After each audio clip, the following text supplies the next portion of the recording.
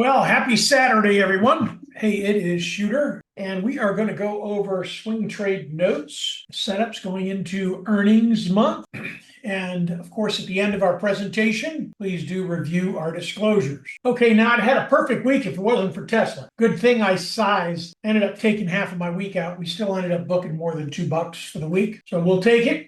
Next, we still have Nike and FDX open. Hopefully we can get out of those. Now, this upcoming week earnings, there's actually a lot I like here. The problem is the dates they fall on. They don't really give us a lot of time. Now, ASML, I like. I actually like AA Alcoa. That's not on our VSL, by the way. And I also like TSMC for continuation and Netflix. So now 75% of the S&P has confirmed their earnings. So the bulk of what we have, the 15th, basically the peak, we call this the banker's week, sort of sets the tone for this earnings cycle. And then obviously XLP is a small participant on the 22nd versus where XLC is heavy. We have 26 reporting. And then on the 29th, we have XLI reporting, et cetera. So our biggest earnings date is going to be October 29th. So we want to sort of structure our positions around that. And let me go back and just say earnings, mind your earnings date, reconfirm what I looked at, only because there's too much of a chance for errors and I don't have time to double and triple check those. So I just look once and put it in there, all right? So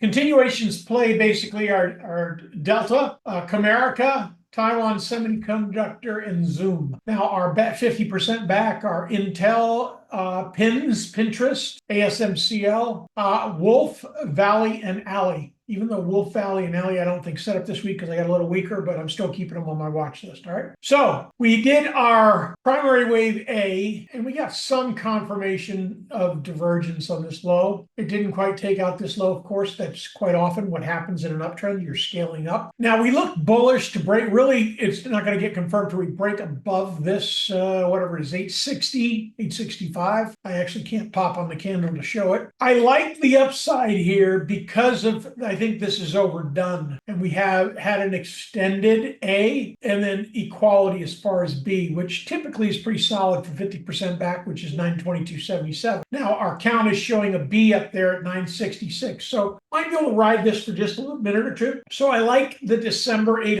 puts, the 800 cash secured puts. That's just my thought at the moment. Most conservative space.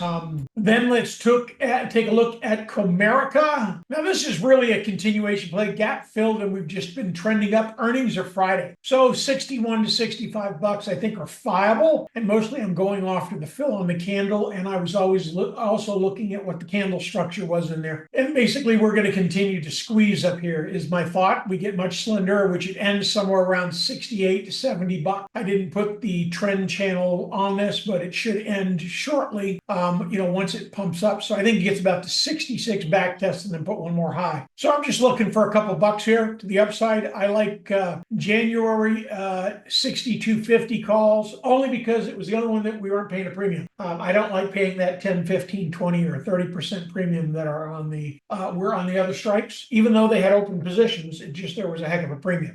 Then let's take a look at Delta. Now I like this for continuation breakout here. We're going to go back test the highs. Our minor wave 3 is up at 55. So here again, I think leading into, I believe it's United who reports this week. Delta, that'll sort of be a tell, but I think we'll enter this on Monday. And all we're doing is looking for the December 52.50 calls because, again, that was what looked good with no premium. So that was the thought. Now, Intel, we've been stalking this for a while. I've even made note about this in chat a number of times on this low. We're now pushing. We've back tested looking for a breakout of 24.66. So entering now and then adding at 24.66 makes sense for me. December 25 calls, let's just give us a little room because sometimes Intel's a little slow, but we should know quickly with tech earnings this week, what's the likelihood? Because realize this gap could get filled up closer to 30 bucks as well. And again, Mr. Market